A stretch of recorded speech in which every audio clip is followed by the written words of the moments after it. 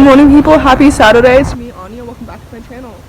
Today, I had a pretty good past reading week. So the first book that I read was, why am I forgetting the name of it? Sanctuary, written by Caryn Lix.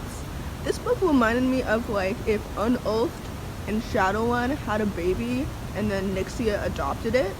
So if you haven't read any of those books, in other words, this was an action-packed, fast-paced, plot-driven science fiction book, and the romance didn't feel rushed to me, even though like it was a pretty quick book. I think it was only like between like 350 and 400 pages, so like pretty quick, at least in my opinion anyway. So yeah, it was pretty good. I usually, like, science fiction for me is like hit or miss, so honestly I'm surprised that I enjoyed it. I'm glad that I enjoyed it, but I was surprised. And it's the first in a trilogy, and yeah, I rated it 3.5 stars because, like I said, the romance didn't feel rushed to me, which is good. It was plot driven and character driven is what I prefer, and like the setting really brought the story to life, and it was quite good, but it wasn't like spectacular. I don't know why I'm explaining why I rated it 3.5 stars. I just did, and that's all there is to it, really. So yeah, I would recommend reading Sanctuary though. So yeah. The next book that I read was Stargirl, written by Jerry Spinelli. I first read this book several years ago. Like so many years ago that I thought that when I reread it that the characters were in middle school, because I must have read it when I was that age, but they're actually in high school. They're 16 years old, and the book just talks about like the messages of nonconformity and individuality, which, by the way, Grace Vanderwaal is the perfect role to play Stargirl.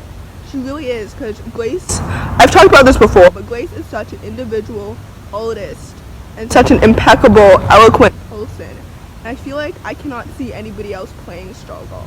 I'm not just saying that because Grace and Stargirl both play the ukulele, but I'm saying that because they're both such individual people. And like I mentioned, the book talks about nonconformity and individuality, which I think are such important messages for people who are in high school, especially at that age, when people are trying to like mold you into the person that they want you to be, or that society wants you to be. But really, like, everybody is their own individual person, and we should all embrace our individuality instead of like trying to conform into what, like I mentioned, to what like society or other people want you to be, which is so off and so like that's not how it should be. Anyway, so Stargirl I rated 4.5 stars the second time. I don't remember what I rated it the first time since it was so long ago, and I love that the book was set in Leo's perspective rather than her perspective, because I felt like if it was written in her perspective, it wouldn't have been as impactful. I feel like her individuality wouldn't have been as, like, I wouldn't have realized how the town saw her. You know, if you've read the book, you know what I mean. So yeah, I'm probably gonna watch the film now. Originally I was only gonna watch the film because I wanted to see Grace on TV, and this is her acting debut. But now, like, I genuinely want to see the film because I love the book so much. Do I think that the film will live up to my expectations of the book? Probably not, because film adaptations are usually not as good as the book, but I am excited to see Grace. I've never seen her act before, obviously. Like I said, this is her acting debut, and I want to support her. And like I mentioned, I think that this is the perfect role for her. So, anyway, if you've read the book, you should go. If you've read the book, let me know what you think. Let me know what you think about like any of these books, really. But yeah, I'm excited to see the film now. I'm more excited than I was before. The next book that I most recently read is Containment, written by Caryn Lix. As you probably deduced by the similar cover and the author, this is the sequel to Sanctuary. And Containment, I felt like, was worse than Sanctuary because like it had the same action-packed, fast-paced plot, and I liked the setting, and I completely forgot to mention what Sanctuary is about. Sanctuary is about a girl who lives, like, on the top level of a space prison. Like, the bottom level, her mom is in charge of this space prison for these superpowered individuals. But when the prisoners kidnap the girl, I forgot her name. What's her name? Mackenzie. When the prisoners kidnap Mackenzie, chaos ensues and all this stuff happens. So anyway, that's a summary of Sanctuary. Containment, the sequel, I'm not going to explain the plot because that would be spoiling, obviously, both books. Anyway, Containment did have the same fast-paced, action-packed plot as Sanctuary. And I like that some of the, like, supporting characters from Sanctuary, a lot of those stories were developed, like, their backstories were developed a little bit more, which I appreciated. But I just felt like this book was kind of, like, info dumpy and filler, and this trilogy is clearly suffering from second book syndrome. And when I first read Sanctuary, I was planning on, like, continuing the entire trilogy, but now after reading Containment, I'm not going to read, what's the third one even called? Salvation. I'm not going to read it because, like, I ended up rating Containment 2.5 stars out of 5, and that's just not enough for me to read the last one. I felt like I honestly would have only read Salvation if I had rated Containment 3.5 stars, because anything below that, it's just not enough for me to continue. So, yeah, that was that. The next book that I most recently read is called Now Entering Adamsville, written by Francesca Zappia. Francesca Zappia is the author of one of my favorite contemporary books of all time, Eliza and the Little Monsters, and I'm currently rereading it, but that's not the point. I rated Eliza and the Little Monsters 5 stars, so I was kind of expecting Now Entering Adamsville to be kind of in the same vein. I knew that it was going to be somewhat different. I knew that it wasn't going to focus on, like, some sort of, like, mental illness the way that Eliza and the Little Monsters had anxiety representation. But I wasn't really expecting Now Entering Adamsville to be a paranormal YA thriller. I thought it was going to be more, like, contemporary, you know? So, if you don't know, Now Entering Adamsville is about a girl who is framed for arson, and she goes on this, like, mystery journey to figure out the real culprit, because the town is pointing their fingers at her because of her family's reputation. So they think that she did it, but she didn't do it. So I didn't like this book because A, it's a paranormal YA, like I said, and I wasn't really expecting that to be it. And I don't really like paranormal YA, to be quite honest. And I was way more interested in Zola's, like, family relationships than the murder mystery aspect of the story. And, like, also the plot was kind of really confusing. Maybe I'm too dumb to really understand the book.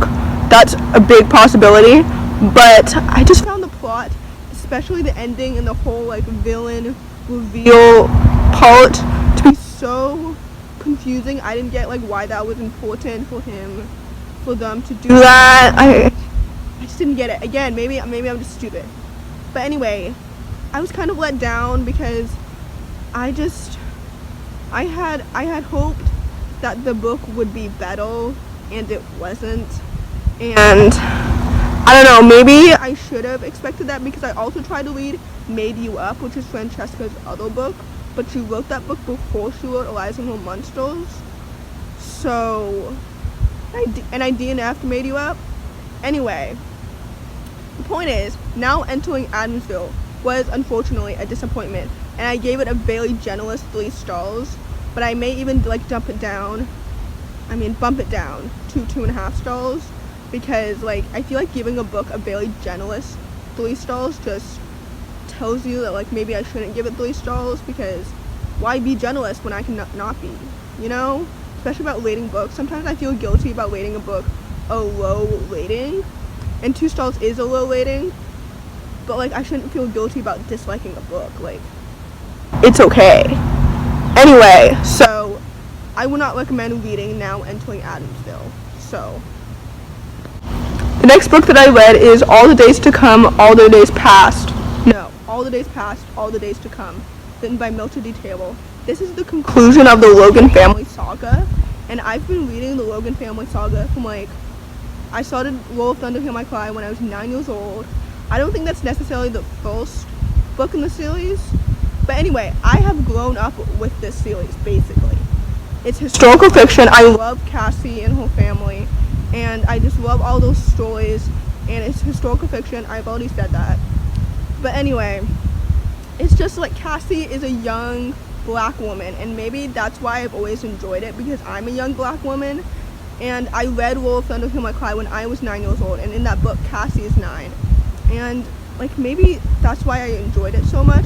I mean, other than the fact that the storytelling is amazing, and Mildred Detail is truly, like, an amazing author, and she brings the story to life with such amazing prose, and her imagery and her detail, and the way that she writes is just so good.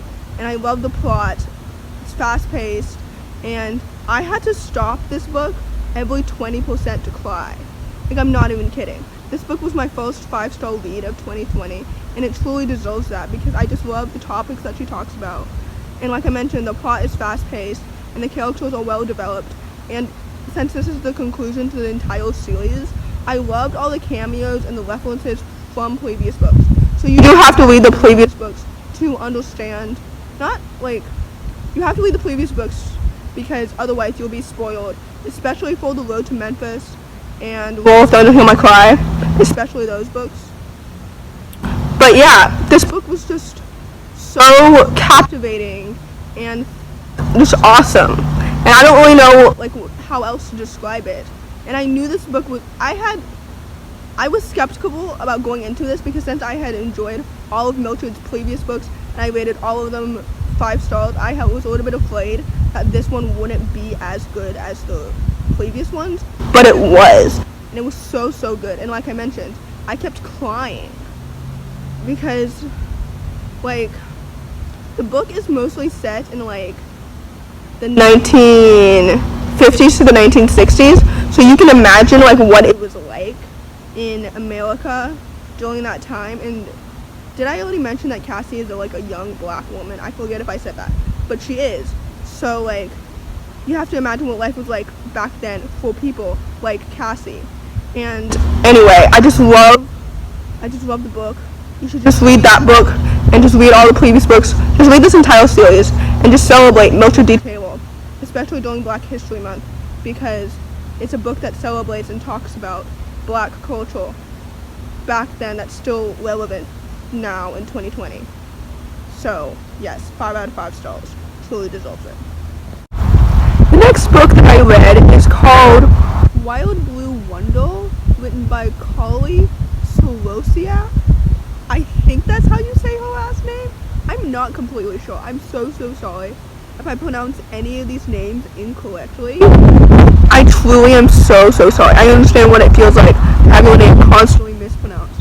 People say my name Anja all the time. It's so annoying. It's Anja. Anyway, that's not the point. Wild Blue Wonder is about a girl named Quinn, and she's... What is this about? It's contemporary YA. Right, she's learning to live after the tragic loss of her best friend. So there's a trigger warning for grief. I remembered. Go me. This book wasn't really that good. I rated it 3 stars because I liked the prose and I liked the sibling relationships. As you know, I love platonic relationships, and sibling relationships is one of my favorite types of platonic relationships. So nice to have that family. It makes the relationship more personal and more emotional. Maybe it's because I have siblings, so I can automatically relate to them in that way. Anyway, I've never really dealt with grief before, gratefully.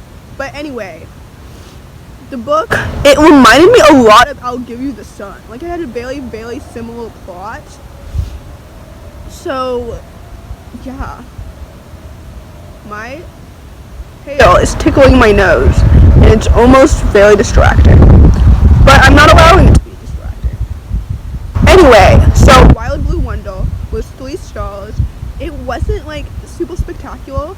My favorite part of it was the sibling relationships, but it focused more on Quinn herself and the loss of her best friend and that relationship and all of that, and new relationships as well. The sibling relationship wasn't like the focus, unfortunately. But it's contemporary. It totally ever is, honestly. Anyway, Fully Stalls wouldn't really recommend. I'm not really planning on reading anything else by the author ever again. So, yeah. This next book is probably the reason why you clicked on this video. But it is Serpent and Dove, written by Shelby Mahurin? I don't know how you say it. Basically, this is a YA fantasy book, and unless you've been living under a rock lately, you've probably heard of it. Hence why I said this is probably the reason why you clicked on this video. Because Serpent and Dove is one of the most hyped up books of 2019. And it came out in like late 2019 too. I think it came out in like November, October, sometime around that time. I wasn't like planning on reading it, but I put it on hold for like 2 weeks to see like whether or not this book was worth its hype. It's not worth its hype, guys. It's really not. It's a romance-driven fantasy, which I wasn't really expecting it to be. I knew that like the reasons why people were hyped up for it was the two main characters, Lou and Reed. Lou is a witch. Reed is a witch hunter, and they are forced to work together when they are forced to get married. And it's set in like, I think it was inspired by the Salem witch trials, and it's fantasy, like I said. But like, I think it's set in like the 1600s, 1700s time period. I'm not really sure. The time period is never like explicitly stated, but like I've heard that it was inspired by the Salem witch trials, so I'm assuming that it's supposed to be set in that time period. Don't quote me on that. Anyway, I didn't like this book because, like I said, it's a romance-driven fantasy, and that's just not my cup of tea. Romance-driven fantasies are currently like sweeping the fantasy world, and it's not what I like to see. I'd rather see other things. That's not the point. So, yeah, I didn't really care for Lou and Reed as characters. I found Lou to be more annoying than enjoyable. Like, for example, I found her singing, if you know what I'm talking about, you know what I'm talking about. If you read the book, you know what I'm talking about. I found her singing to be more annoying than entertaining. And honestly, I'm really looking forward for Cindy Pham for her rant review over Serpent and Dove. I made sure that I read the book before she did her rant review. Just because anyway, that's a different rant. Serpent and Dove is not worth the hype. It's a romance-driven fantasy, which is not my cup of tea. I found the characters to be like not that relatable, or I couldn't really connect with them really. I did like Shelby did a good job like bringing the story to life. I never had a point in the story where I couldn't imagine what was happening, so that was solid. But I'm not gonna read Blood and Honey, or Honey and Blood, or whatever the heck the sequel is called. Like, the fact that I don't have a solidified name, like I'm uncertain as to what the sequel is called, literally proves that I'm not interested in continuing this series. And I just didn't vibe with it. I understand why the booktube fandom has exploded over it, because like I mentioned, romance-driven fantasies are truly like sweeping the fantasy world. But Serpent and Dove just wasn't it for me. And yeah, that's it. It wasn't necessarily a disappointment because I didn't have like super high expectations for it. It just, yeah, 3 out of 5 stars. Wouldn't really recommend it. The next book that I read, unfortunately, was a disappointment, and it is Slay, written by Brittney Morris. This is about a girl named Kira, who by day, she's one of the few black students at her school, but at night, she's the video game developer of Slay, which is her safe space. And it's going great. Only conflict ensues when a student in like a different state is murdered over a Slay dispute, and like chaos ensues because people accuse her of being like racist and like all these things, and it's just really like bad for her.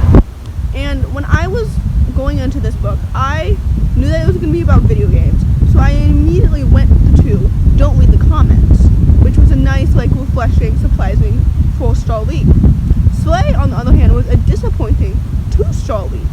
I felt like everything at the end was wrapped up way too fast, and I just felt like certain things were like swept under the rug, and the book was more, I don't want to say lighthearted, because obviously murder is not a lighthearted topic. I just, like, for example, there's a toxic main relationship at the core of the book. I felt like the toxicity of it was swept under the rug, and it wasn't really, I don't know. I just feel like this book didn't hit the mark for me, and it, instead of hitting the mark, it went way below the mark, you know? So 2 stars, wouldn't really recommend it. Yeah, it wasn't really that good. So thumbs down for me. So to conclude this vlog, my favorite book that I read in the past week or so was the Mildred Detailer one and Stargirl, and my least favorite book was Slay, because that was like the biggest disappointment. The other 3-star books I read weren't necessarily disappointments, because I wasn't like expecting them to be 4 stars or 5 stars. I was like expecting them to be 3 stars, and they were exactly 3 stars.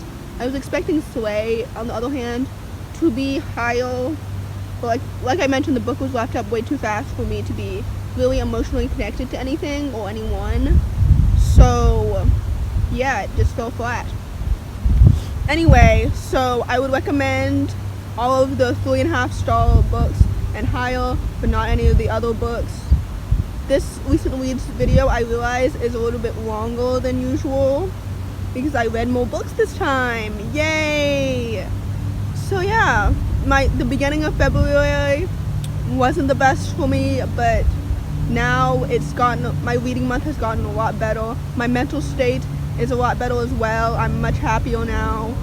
So yes, if you like this video, give it a thumbs up, comment down below if any of these books interested you, and yeah, thanks for watching.